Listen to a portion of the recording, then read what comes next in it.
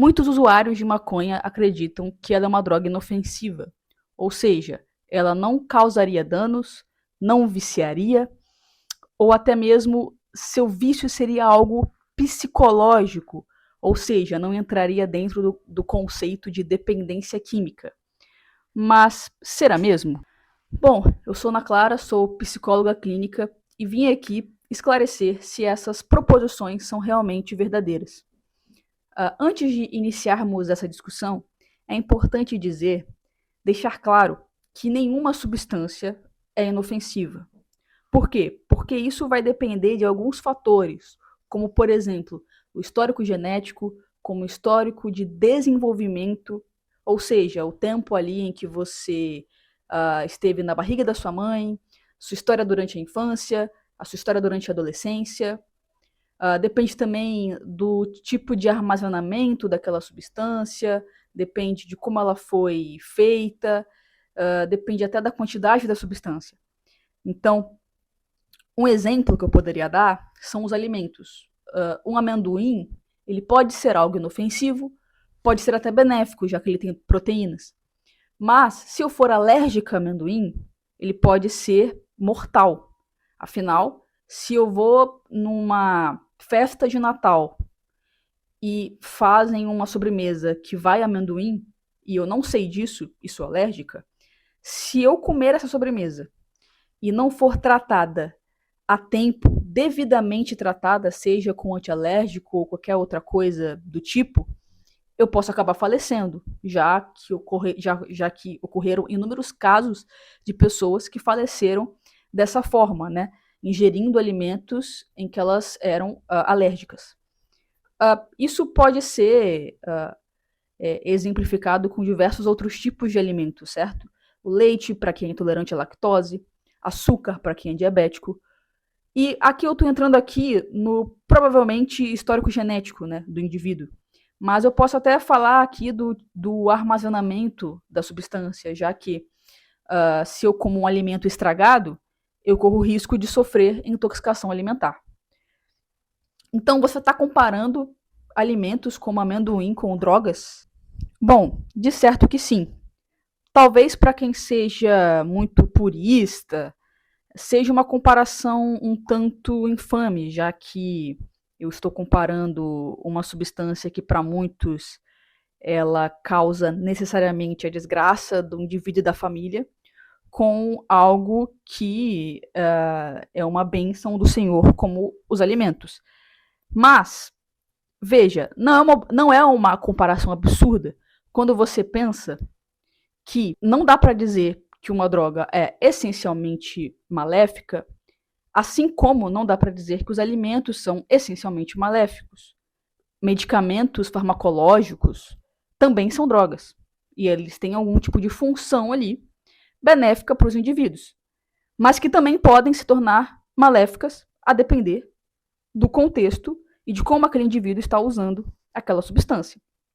Então a gente entra aqui num conceito fundamental para poder tratar por que, no caso da maconha, ela pode sim se tornar um problema para o usuário.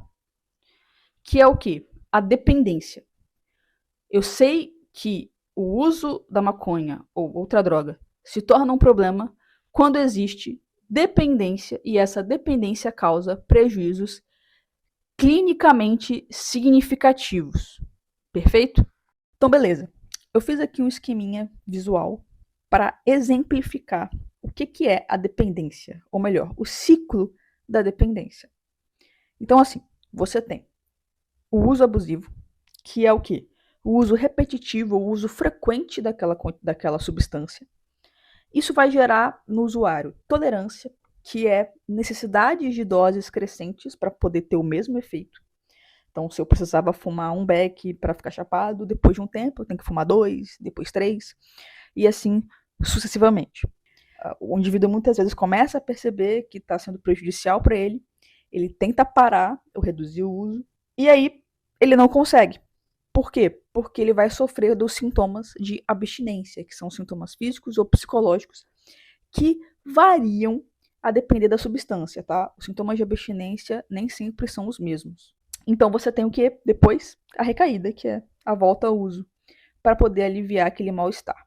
Esse ciclo, ele vai gerar o que a gente chama, ele pode gerar o que a gente chama de prejuízo clinicamente significativo. E aí eu trouxe aqui alguns exemplos de quais são esses problemas, quais são esses prejuízos que podem acabar acontecendo na vida daquele usuário.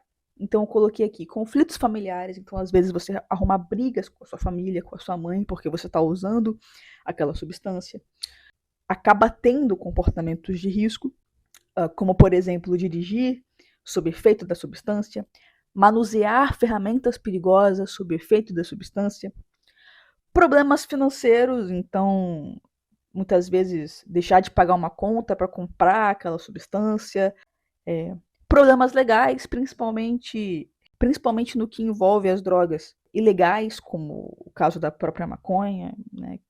Então, às vezes tomar um enquadro da polícia, ter seu nome numa ficha, problemas no trabalho, né? Então, às vezes você pode acabar sendo afastado do seu emprego porque você vai trabalhar sob efeito daquela substância, e isso obviamente gera alterações cognitivas que no trabalho não são ideais, não são interessantes, para dizer o mínimo, e também problemas no relacionamento, né? Então, às vezes você deixa de sair com seus amigos, deixa de sair com seu namorado, com a sua namorada, porque você quer ficar chapadão sozinho, né? Então, muitas vezes isso está relacionado a uma tendência de isolamento social progressivo.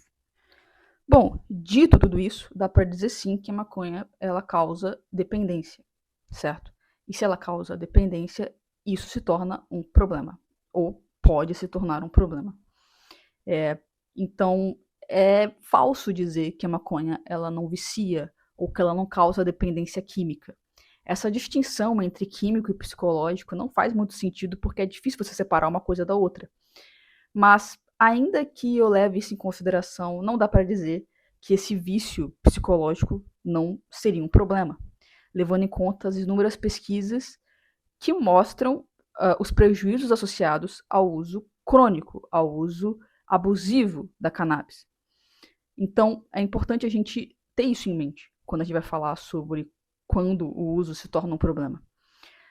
Eu quero trazer mais para frente esses prejuízos relacionados à maconha.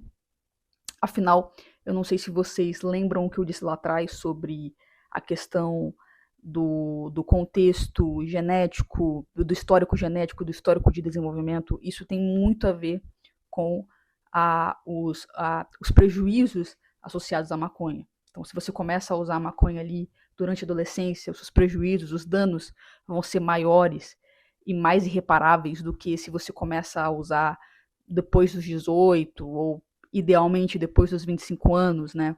Então, esse seria um exemplo, né? Além também de históricos genéticos associados aí a talvez históricos familiares, né? Se você tiver na família alguém com esquizofrenia, não seria recomendável que você usasse a maconha, porque isso pode estar associado aí a episódios psicóticos, né? Enfim, eu quero fazer mais vídeos a respeito disso. E também pretendo fazer um dia um vídeo relatando a minha experiência com a cannabis, porque eu fui usuária por 5 anos, né? Comecei na pandemia, enfim, uma longa história. E eu quero falar para vocês o porquê que eu parei de usar, né?